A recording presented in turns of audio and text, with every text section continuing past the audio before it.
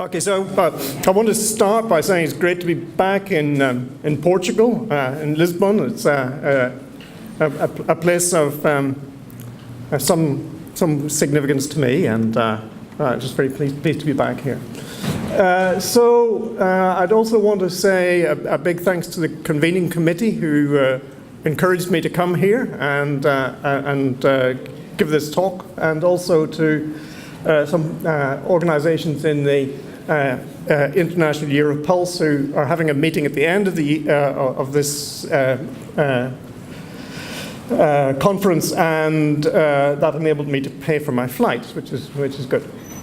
Okay, so the title is Where Are We After 150 Years? And that's really because not only is it the International Year of Pulses, but it's the 150th celebration of Mendel's paper. And of course, Mendel has given us the whole gamut of genetic analysis. I think he's really a very significant scientist in his time. He really marks the transition from biology being a description of processes that happen in nature to being an experimental science. It's not entirely his responsibility, but he's certainly a very big contributor to that. Also, I think a little bit after, very shortly after the rediscovery of Mendelian genetics in the beginning of the 20th century, we have Vavilov and his fights for genetics in the then Soviet Union, and a great supporter of Mendelian genetics against Lysenko and Present.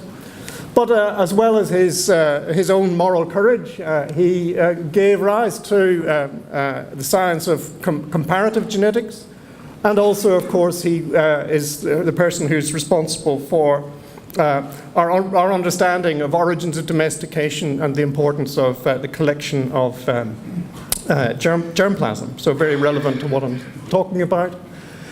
It's often thought that Mendel worked only on P, but actually he worked on all these 16 species. Unfortunately, don't have time to go into that, but it's a very interesting story. This is a very nice plate from one of Vavilov's pictures, which shows illustrates his law of homologous lines, comparing Vicia variation and lentil variation.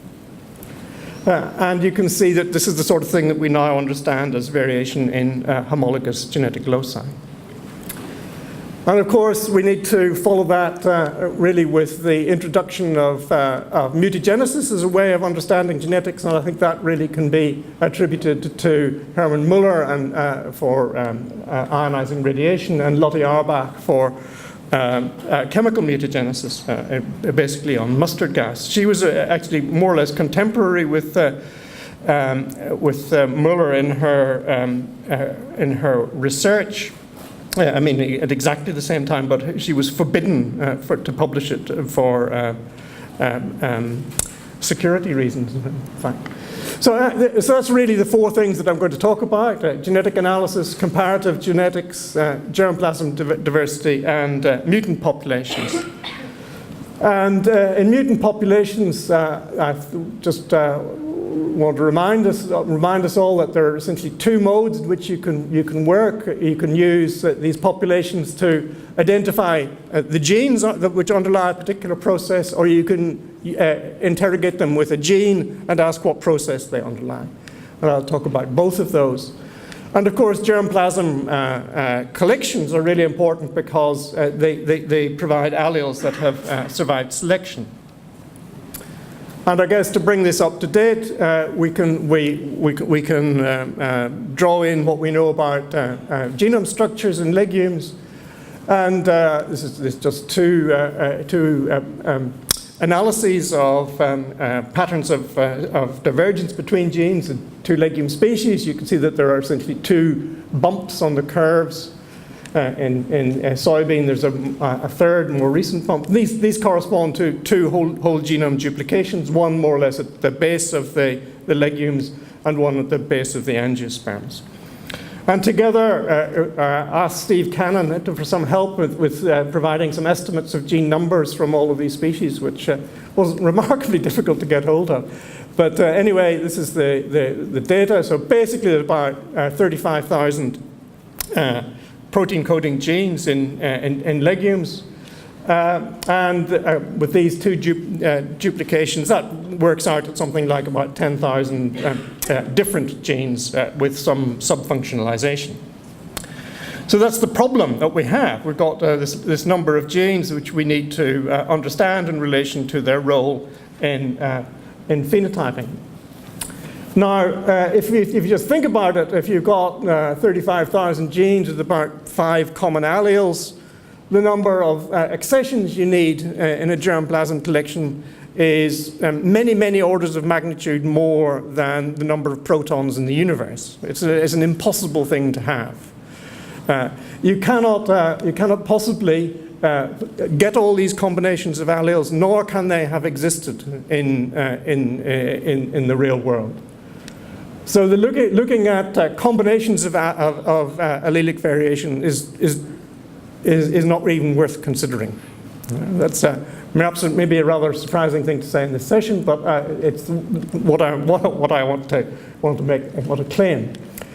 Now, of course, you can find all of the alleles of these if you just have a very small number of well-chosen accessions. So understanding the structure of germplasm collections gives you a very good source of information about how to find these alleles. I'll return to that theme later. So you can collect a lot of alleles in this way, but the other important thing is that it's quite feasible to make a knockout in each of these genes. I was speaking to Jens Stugard, who's in the room next door at the moment, about his lower 1 population. And he says he has about 99% of the lotus genomes knocked out by an insertion and has almost completed the sequence information, so you can search that digitally. So that's an incredible resource. You can find a knockout mutation in more or less any gene that you're interested in. But of course, to analyze these, you need to have genetics. The genomics is a good tool to tell you what to do the genetics on, but you still have to do the genetics. And some of these things are relatively simple, like allelism tests, co-segregation, mapping, these sorts of things. Relatively straightforward. But the phenotypic analyses, of course, are much more complicated. And the relationship between the phenotype of knockout mutation and the phenotype that you might be interested in from an allele that you could find in germplasm is a different matter. And that has to be understood in terms of your understanding of plant physiology, development, and so on. Okay, so although these genetic analyses are simple, it's really quite amazing how badly understood genetics is after 150 years. This is an example of a published paper from Legumes. It shows an F2 population segregating for an allele which is supposedly like one of the parents, but the allele is in neither of the parents. So this is just an astonishing thing to see in a publication. And it is our responsibility as a community to make sure that this sort of thing doesn't happen in terms of the papers we write, the papers we review, or the papers we comment on. And if we're seen as having this level of genetic analysis, we're just going to have no success in convincing people that we should be given the responsibility of doing these very simple tasks. Okay, so I want to give 3 examples of this combination of analysis from mutant populations in both modes and its relation to germplasm. The first is an experiment that we set up many years ago, published in 2009. And this was when we started looking at deletion mutant populations. And the purpose of this experiment was really to see whether this was a feasible thing to do.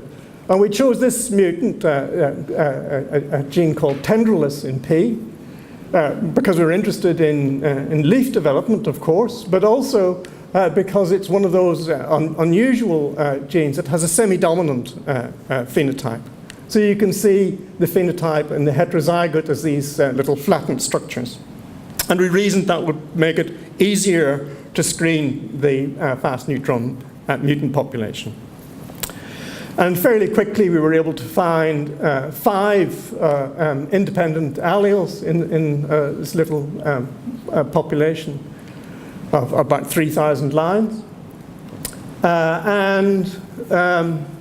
We just undertook, in those days, what was an AFLP screen of these 5 and looked for an AFLP band that was missing from all 5 of those mutations. And that gave us a candidate that we were able to get some sequence information from and identify, by comparison to Medicago, a candidate gene, because Medicago sequence was available. So we had this good candidate, an HD-ZIP transcription factor, and we sent off the sequence information to our colleagues in Dijon, who screened a tilling population and found this mutant here, which was a reverse genetics proof that, in fact, a mutation in this gene is responsible for the phenotype. And we were also able to look at other alleles that were available in the John Innes germplasm collection, and we could explain the mutant phenotype on the basis of structural changes in each of these genes. Of course, that was aided by the fact that that germplasm collection holds a lot of mutant stocks, but not only does it hold the mutant stocks, it holds the wild type from which those mutants were derived. And that combination is essential in order to attribute the allelic variation, and it's not always available. Okay, the second example, a few years later, was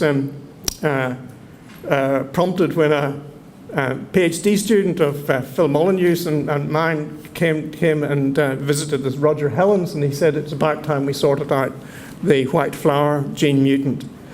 And sat down and worked out what the likely candidates were, and by combining the analysis of the P genetic map with the Medicago chromosome structure, assuming the synteny, we were able to eliminate many of the possibilities.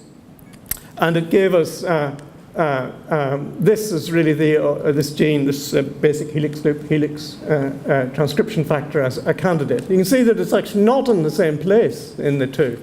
That's because our genetic map wasn't very good. But it certainly pointed to this. And the sequence analysis of this gene put it in the appropriate clade. And we looked at the wild type and mutant. We could see a single transition mutation at the splice donor site, which gave rise to a few extra amino acids and an in-frame stop. So again, that means it's a good candidate. And again, with some colleagues in New Zealand, where Roger was working at the time, we were able to do some bialistic experiments using the wild type gene on the back clone and just shooting it into petals and find the pigment restored. So again, another proof. We weren't really so happy about that because we had only one allele. So we went to some information that we had about the P germplasm collection, which we used a program called Structure to try and describe the pattern of genetic variation. And basically, it showed us that there was a small group of very distinct lines, but these two subgroups, which are represented on the tree here, are basically the most distant germplasm of Pisum sativum, apart from the Afghan piece, which exists. They're also very close to the point of trifurcation of the tree. So these were good candidates for basal groups or things that were most like the basal groups. So we thought that if there's going to be another allele, this is a good place to look for one. And indeed, the first white-flowered line did contain an independent upstream deletion. So that gave us our second allele. And interestingly, it showed that there are two mutations in this collection. So Claire Coyne helped us with the access to the USDA core set, and we were able to look at the haplotypes. And we could explain, again, most of the haplotypes in terms of these two mutations, but there were three white-flowered lines that were not explained. More about that in a little while. So the third example is some work that we did when we were in Aberystwyth. So when I say we, this is the group of people. And we were interested in this gene, which when mutant makes the stipules of P very small. And P is a very unusual legume with these enormous stipules. So an interesting evolutionary question. So we took a very similar approach to the TL experiment, but in this case used sequencing of RAD tags rather than AFLPs, and found a good candidate. And when we looked at variation in all of these lines, so these are the mutants and their corresponding wild type in the John Innes collection, we could explain all of these mutations. Interestingly, this and one other was a mutation in an ear domain and has a relatively mild phenotype, suggesting something to do with protein turnover may be important in the regulation of this gene. Okay, so if we compare the sequence of this the P gene with the Medicago gene, you can make an alignment and see how many synonymous and non-synonymous mutations there are and where they are in relation to major structural features of the gene.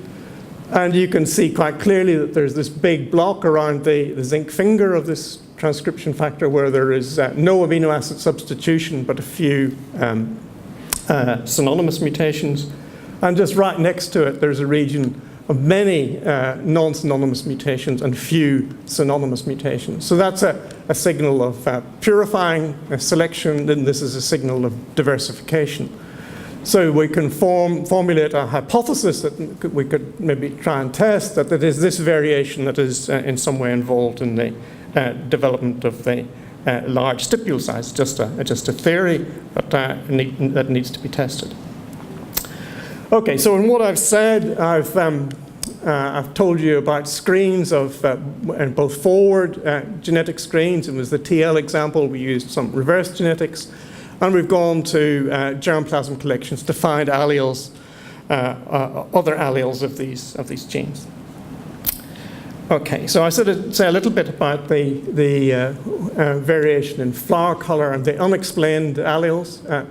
So it's known that in P there are two different loci which when mutant give you a white flowered phenotype. One of these is the basic helix loop helix I talked about earlier.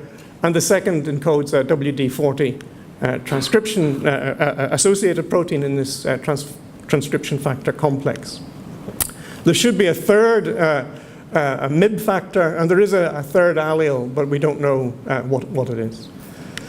So this tells you that when you're doing, this highlights the point that when you're doing screens, you can't just rely on the phenotype because you can have very similar phenotypes caused by mutations in different genes or even different alleles. So that's an important consideration for various of these types of screens.